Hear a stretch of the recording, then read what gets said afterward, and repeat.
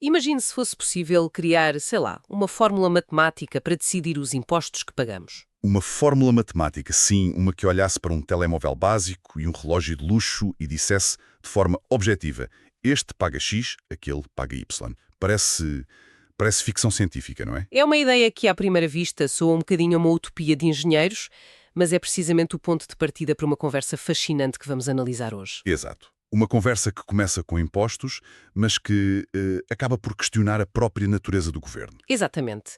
A nossa fonte é um diálogo entre um pensador criativo, o Edson Zogby, e uma inteligência artificial. E juntos, eles exploram modelos, bem, radicalmente novos para a sociedade. Hum. O nosso objetivo aqui é mergulhar nestas ideias, desconstruí-las e, pronto, perceber o que é que está realmente em jogo quando tentamos aplicar lógica pura a sistemas tão confusos e humanos como a política e a economia. E é uma progressão fascinante. Começa com essa questão aparentemente simples de taxar o que é supérfluo, mas cada resposta abre uma porta para uma questão ainda maior sobre o papel do Estado, a eficiência, a justiça social. Vamos seguir esse rastro. Certo, então vamos começar pelo princípio. A ideia que dá o pontapé de saída para tudo isto é o Superfluity Taxation Model. Uhum. Um nome pomposo. O nome complicado, sim, mas a premissa é intrigante. Como é que se propõe medir algo tão vago como o supérfluo? Presumo que não seja só um palpite. Não de todo. A proposta é bastante estruturada. A ideia é criar uma escala de 0 a 1 para qualquer produto ou serviço. 0 a 1. Ok. 0 seria algo absolutamente essencial, tipo pão ou água potável. 1 seria algo totalmente supérfluo, puro luxo, sem qualquer valor prático.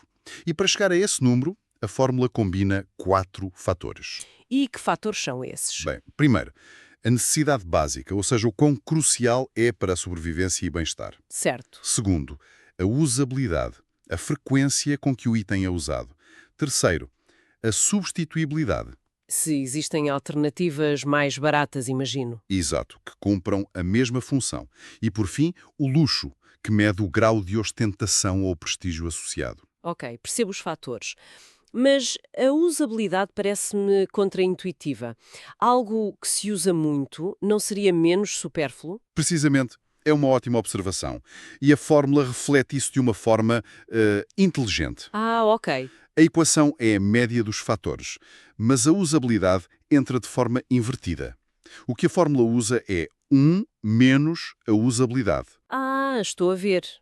Significa que quanto mais alta a usabilidade, menor o seu contributo para a superfluidez. Um item que se usa todos os dias tem uma usabilidade perto de 1. Logo, o contributo é quase zero. Enquanto que um item guardado num cofre que nunca se usa. Esse contribui com o valor máximo para a fórmula. Ah, faz todo o sentido. É uma forma elegante de resolver a questão. E a fonte dá exemplos de como isto funcionaria na prática? É que na teoria soa tudo muito bem. Sim, e os exemplos ajudam a concretizar. Peguemos num telemóvel básico. A análise atribui-lhe pontuações, pronto, intermédias em quase tudo. O resultado é um nível de superfluidez de 0,4. 0,4. Num sistema fiscal hipotético, isso daria, por exemplo, um imposto de 13%. Ok, 13%. E o tal relógio de luxo? É aí que o contraste se torna óbvio. O relógio tem pontuações máximas em superfluidade. Não é necessidade básica, a usabilidade é baixa, é substituível. O nível de superfluidade dispara para 0,7. E o imposto sobe para quanto? Para 19%. A diferença é significativa. É, sem dúvida. É um sistema que no papel consegue fazer essa distinção. Mas espera um pouco. A ideia de uma fórmula universal parece-me logo à partida impossível. Uhum. Estou a pensar, sei lá, num fotógrafo profissional. Para ele, uma câmara de 5.000 € não é luxo, é ferramenta de trabalho. Para mim, seria um luxo absurdo. Como é que a fórmula resolve isto? Essa é precisamente a ferida onde a fonte mete o dedo. A fórmula, na sua forma pura, não consegue. E aqui está o verdadeiro insight. Esta dificuldade não é só um problema técnico. É filosófico. É um problema filosófico. A fórmula tenta ser objetiva, mas a vida económica é inerentemente subjetiva, contextual. É o choque entre a matemática pura e a confusão da vida real. Exatamente. A subjetividade é o primeiro e, se calhar, o maior obstáculo. E imagino que não seja o único. Mesmo que conseguíssemos resolver isso, a implementação seria caótica. Completamente. O segundo grande desafio é a administração. Pensa só na máquina burocrática que era precisa para classificar os milhões de produtos e serviços que existem. E não é uma coisa que se faça uma vez e acabou. Claro que não. Um novo smartphone é lançado, um serviço de streaming aparece, o sistema teria de estar sempre a ser atualizado. Um pesadelo logístico com um custo brutal. Para além de abrir a porta a todo o tipo de discussões e apelos. E depois há a economia. Se de repente os relógios de luxo passam a ter um imposto muito mais alto, o que acontece à indústria, às lojas, aos empregos? Lá está. Esse é o terceiro ponto, o impacto económico. Qualquer alteração fiscal desta magnitude cria vencedores e perdedores. E, finalmente, há a resistência política. Essa é inevitável. Consegues imaginar a força dos lobbies de todos os setores a lutar para que os seus produtos fossem classificados como essenciais? E os dos concorrentes como supérfluos, claro. Seria uma batalha campal, percebo. Se tentar taxar cada produto individualmente a este pesadelo, a reação imediata é: por que não simplificar? Em vez de olhar para o que as pessoas compram, por que não olhar para o que elas ganham ou acumulam? Suponho que a conversa tenha ido por aí. Foi o passo lógico seguinte no diálogo. A questão foi essa mesma. Não seria mais simples e justo taxar lucros e grandes fortunas? Que, à partida, parece mais justo, não é? Quem tem mais, paga mais. Em teoria, sim. A vantagem mais óbvia é a equidade. Um imposto sobre a riqueza baseia-se diretamente na capacidade de pagamento. E administrativamente também parece mais simples. Em vez de milhões de produtos, fiscaliza-se um número muito menor de pessoas e empresas. Sem dúvida. E há outro argumento a favor. Se os impostos sobre os produtos baixassem, talvez o poder de compra aumentasse, o que estimulasse a economia. Ok, esses são os prós. Mas tenho a certeza que há muitos contras. Claro que há. E os desafios são enormes. O principal chama-se evasão fiscal. Os paraísos fiscais. Exato. Indivíduos e multinacionais têm equipas de especialistas cujo único trabalho é encontrar formas de minimizar os impostos. É um jogo do gato e do vato, em que o Estado está muitas vezes em desvantagem. E há também a questão da estabilidade, certo? A receita de impostos sobre o consumo é mais ou menos previsível. Agora, os lucros das empresas. Podem evaporar-se numa crise. Esse é um ponto crucial. A receita dos impostos sobre os lucros é altamente volátil. Numa recessão, os lucros caem a pique e a receita do Estado também. Exatamente no momento em que a procura por serviços públicos, como o subsídio de desemprego, aumenta. Cria um problema orçamental gigantesco. E, claro, há o argumento do impacto no investimento. A famosa fuga de capitais. A ideia de que se os impostos forem demasiado altos, os investidores levam o dinheiro para outro lado. É um risco real numa economia globalizada. É por isso que a maioria dos países não escolhe um ou outro, mas usa um sistema misto, com IVA, IRS, IRC. É uma tentativa de equilibrar isto tudo. Mesmo que o resultado seja um sistema incrivelmente complexo. Exatamente. Ok. Então, se taxar produtos é complicado e taxar riqueza também tem os seus problemas, a conversa podia ter ficado por aqui. Não, foi por um território muito mais radical. Estou a ver aqui a proposta.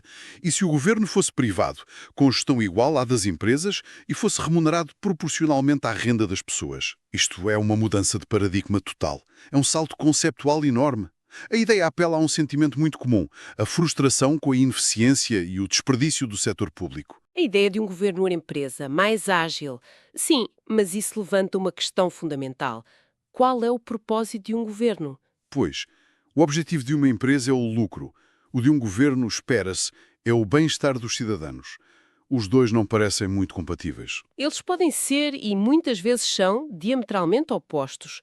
A fonte reconhece os potenciais benefícios na eficiência, mas os problemas são gravíssimos. Como, por exemplo, Pensa na equidade, um serviço que não é lucrativo, como cuidar de populações vulneráveis ou apoiar a cultura, seria provavelmente abandonado.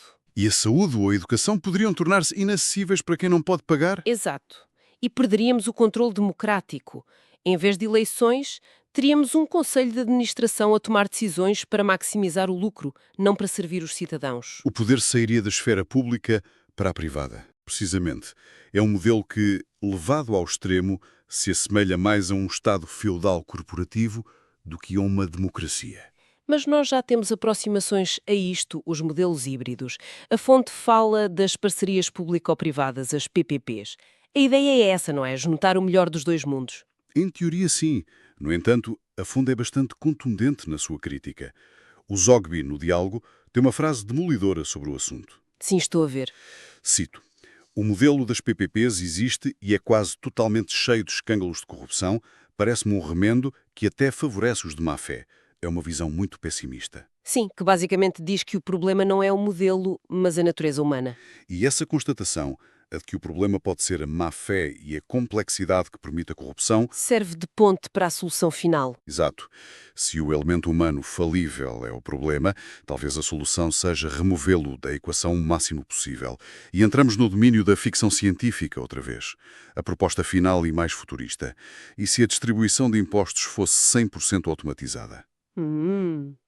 Um sistema baseado em mérito, planeamento a longo prazo, com o governo a atuar apenas como estratégia e tudo o resto privatizado, mas com um sistema de feedback digital constante dos cidadãos. É o conceito que a Fonte designa como Governo 4.0.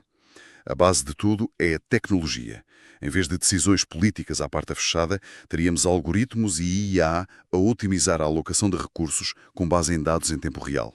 A IA a decidir onde cada euro de imposto teria o máximo impacto social. De forma objetiva. Sim. E como se garantia que as coisas aconteciam como planeado, sem desvios ou corrupção? Através de contratos inteligentes, os chamados smart contracts, que correm numa blockchain. Ok, explica lá isso de forma simples. Uma blockchain é, na essência, um livro de registros digital, público e à prova de falsificação. O contrato inteligente é um programa que executa automaticamente os termos do acordo. Dá-me um exemplo. Uma empresa é contratada para construir uma estrada. Se cumpre 10% da obra, verificado por sensores e drones, o contrato liberta automaticamente 10% do pagamento.